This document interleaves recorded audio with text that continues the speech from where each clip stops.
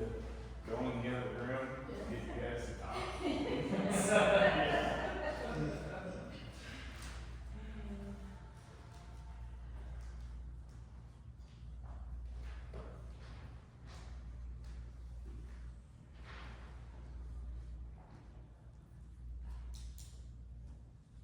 They really did engage and talk. Unbelievable. It's true. Mark says that's true. You want to bring that His parents.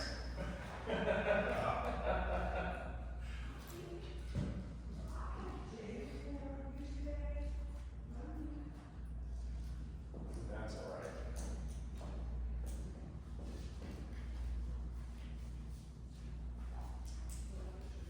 We got cut up, I think we are. All right, so just a little recap. I asked you what the first commandment was. What is it? You shall not have other gods before me. Right. No other gods before me. What else? Second. Come on. Jeff. We shall not take for the Lord. Okay, so the first commandment is you shall have no other gods, and the second commandment is thou shalt not take the name of the Lord your God in vain, right? What does vain mean?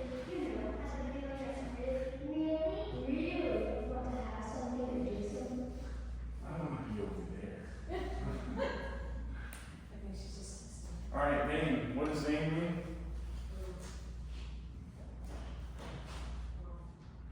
We shouldn't use God's name in any other way other than addressing Him as God, right? So to say a bad word,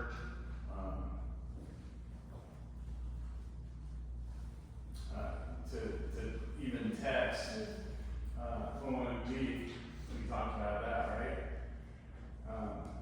We don't do that. Okay? So third commandment.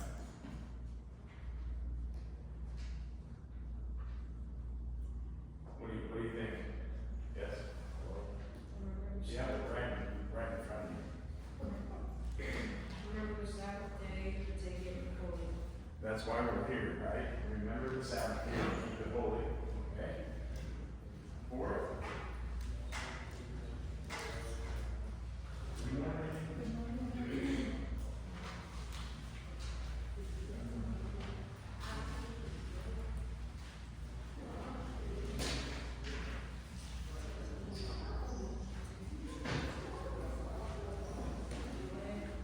Where are we at? What do you got? Honor your father and your mother. Oh, we talked about that last time, didn't we? Okay, so honoring your father and mother. Okay, which brings us up to the sixth commandment today, and we're going to keep doing this. And I would really like to spend like 1 minute in doing it rather than 5. So next time I ask you, what's the first commandment? Mark.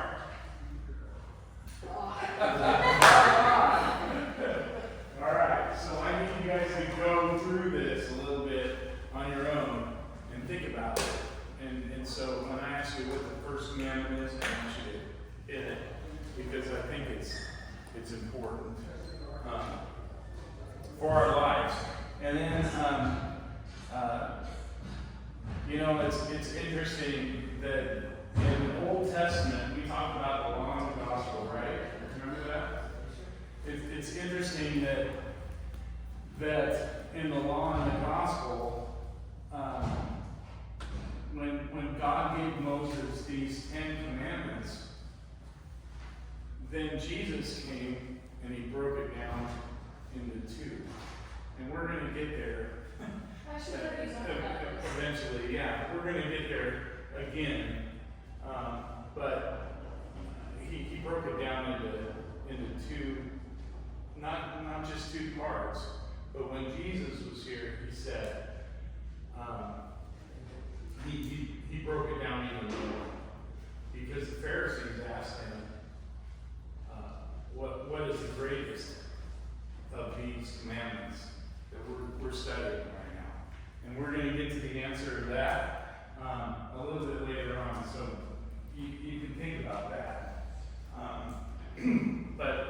it's interesting that he took the whole 10 commandments and then he broke it down even into two when Jesus was on earth, and we'll hit that another I think time. it's good to review it real quick because we talked about it, I think that was a week ago.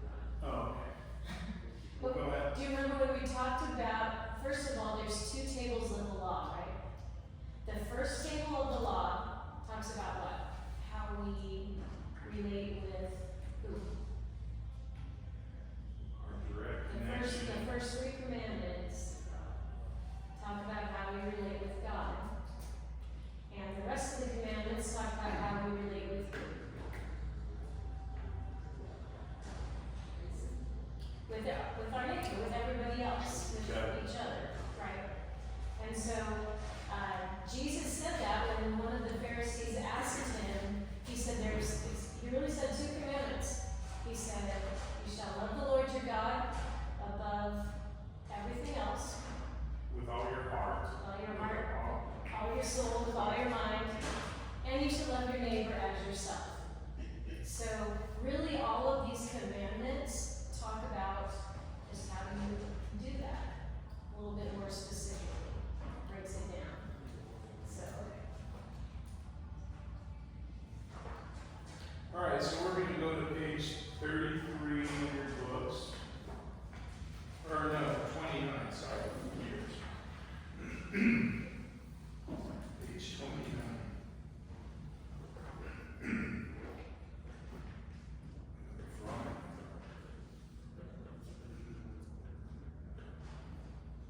All right, and to start this out, as we think about God's commandments, He's telling us what to do, right?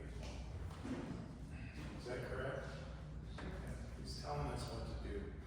And, but can we do that? Can we do everything He's asking us to do?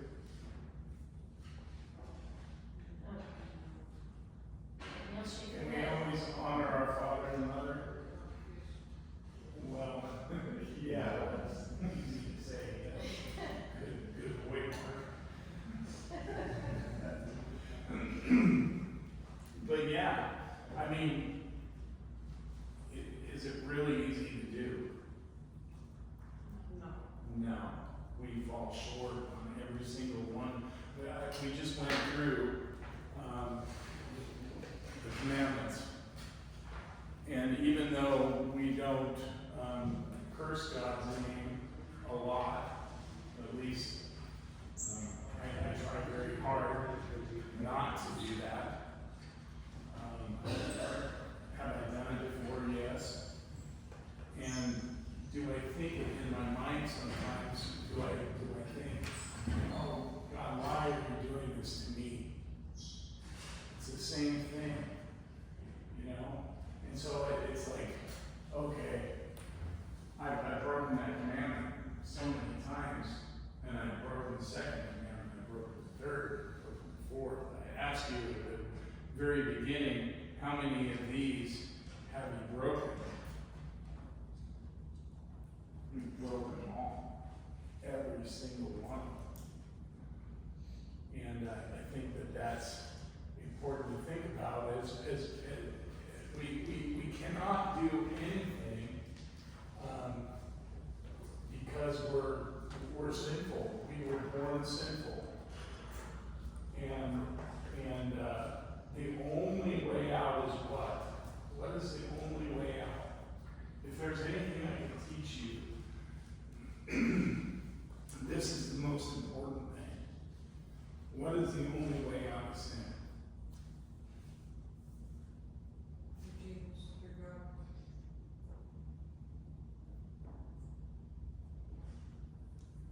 Do you agree with that, Devin? What did you say? Say it again. Through Jesus, through God. Through Jesus and through God.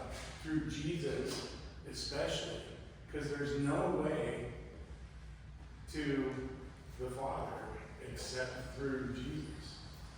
And so, if you think about Jesus, He died on the cross for us. He freed us from the law. And that's the gospel. And we always have to remember that. So as we deal with some, we're gonna jump into some difficult things today, that we all deal with. But you have to remember that Jesus died for you on the cross. Alright? And that's the most important thing. So that you have forgiveness. And you have to go to him and you have to say, hey, I messed up. I've done this. I'm asking for your forgiveness at this point. And that's the freeing part that the gospel gives us. But it's not like 100% freedom, right? Like, it doesn't mean you can go do whatever you want to, because you know you can ask for forgiveness and be forgiven. But it's more that because of what Jesus did for us, we want to try to be good people and do the right thing and treat people right, which is what the commandments come down to. So we put in that this is God's plan, right? God's plan is that he gives us these 10 commandments. It's God's plan. But what is our world like? We just went through the first 5 commandments. We're doing 6 and 7 today. What does the world say about those commandments? What do you think? And parents, you're welcome to join in too. Well, let's talk about the next commandment and maybe that will make it. I was gonna say, on the world, I would say that, you know, the world definitely disregards it, which makes it harder for Christians to take it seriously, right? Because you've got people on the left and right of you that are taking the Lord's name in vain continuously, right? Without a thought as part of just regular speech for people. You know, keeping Sabbath holy. If they're not Christians, then they may not do that. So there's influences everywhere, right, where you don't see it. And then even people that are Christians sometimes don't understand the depth of putting other things before God. And that's something we talk about so much in church, right? Is putting money before God, or putting one of your passions or hobbies or something like that before God, or your truck before God, or whatever these things are, right? So There's so many things, right, that we do all the time. For me, it's football. If I don't get home right after church today and watch the Denver Broncos play, I don't know if I'm gonna make it. You know, I mean, those are the simple things that we put sometimes. But I've never missed church for that, for that reason. Even though I'm a big fan. But, yeah, at least it's a little bit later. just, you know, some of the earlier commandments are harder for everybody to grasp because, you know, the next one's seeing what we're getting into. They're ones that I think everybody accepts. Yeah, and it's really hard, I think, for you guys today, and I'm talking to you, because we grew up in a stage without the internet. I know, isn't that crazy? And you know, it's, wow, what would we do without that? Yeah, well, both of us went to high school. We grew up in the 80s, and we didn't have it. We didn't have internet. I remember the computer was still green at that time, a green screen. Computer programming was, yeah, I mean, we grew up in that time period where there wasn't that challenge, and I think it's even more of a challenge today for you guys because the access that you have to just about anything. And it doesn't matter if mom or dad put restrictions on you, whatever they do, you can get around those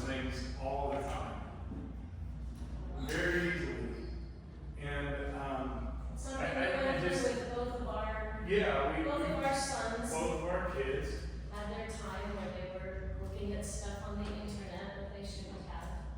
And we worked through it and they stopped, but it can be an addiction. Yeah, so I think that as let's just get into it. Yeah. I mean, let's go to the sixth commandment. So the meaning of it at the top of page 33, what does this mean?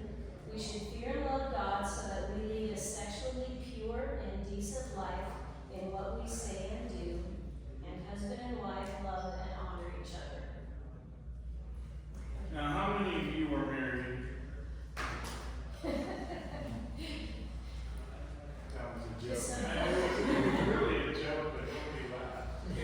Let me ask that again. How many of you are married? Some of you sitting at the tables are married.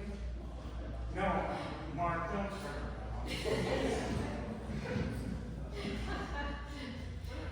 You're not married, so how does this apply to you? That's what I'm asking.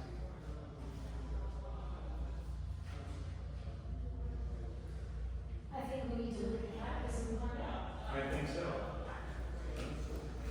You can't tell me you guys are in your adolescence right now that there's not a boy or a girl that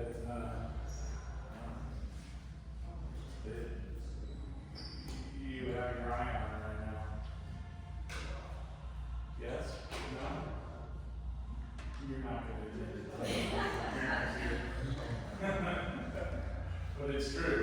I know it's true because when I think we all went through the same thing, and even your parents went through the same thing when they were in the age level that you're in right now. So I can think Andrea, Rachel,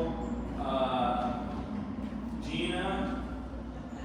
At this stage where you guys are, I can think of Andrea, Rachel, Gina, and I was like, if I could just get a date, just one of those girls, I would be happy. It never happened. I was too scared.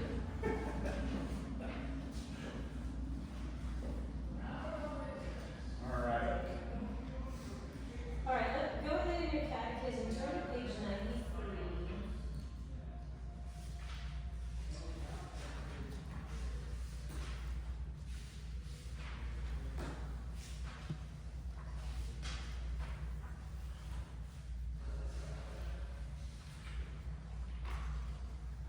All right, page 93, the central thought, first of all, at the top, says, God created us to live faithfully as male and female by respecting his purpose for sexual activity within the context of marriage.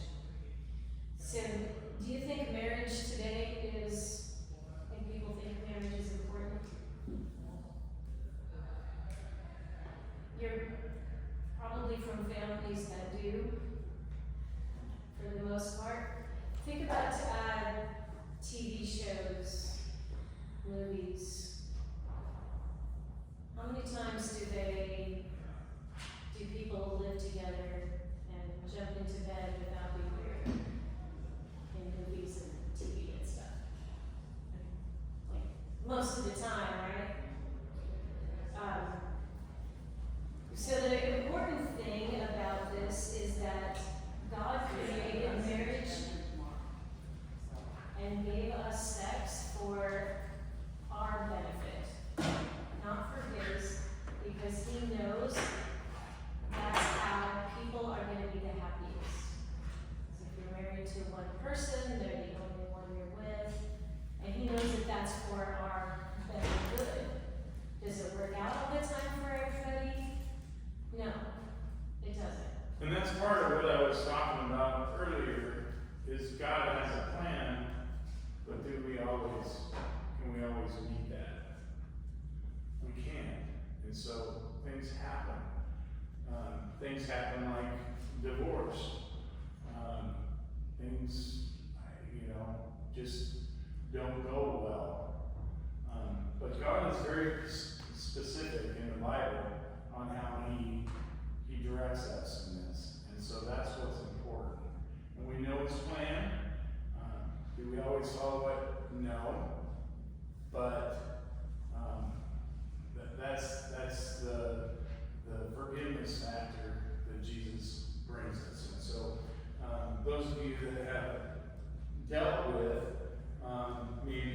family splitting up or a divorce, that's understandable.